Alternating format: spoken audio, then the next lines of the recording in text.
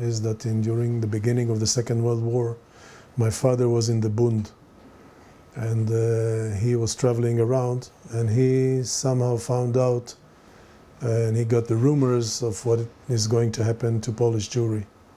So he came back to Warsaw, and he went to the Sochnut, which was then very opposing Bund. Sochnut was, of course, Zionistic, and Bund was not.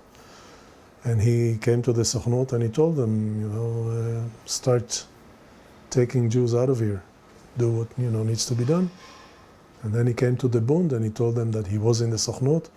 So there was a big fight. How can you betray us and go to the Sochnut, etc. So this is one story.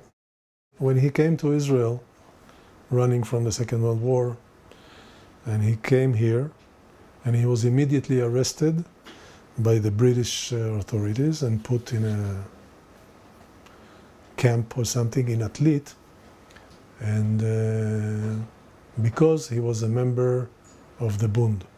That's what they told him, which was anti-this and anti-that, and was pro-Poland, etc. And when they released him finally, they took him to Cyprus. I think he went to Cyprus, and then he came here. I'm not sure how long, but not too long.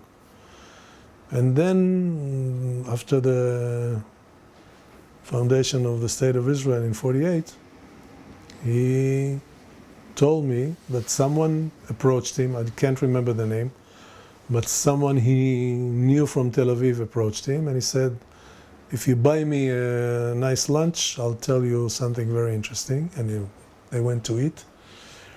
And this guy told him that the Sochnut he was the spy for the Sochnut, who was after my father for 6 months. And he had a booklet with everything written, where my father went out and where he went, who he talked to for 6 months.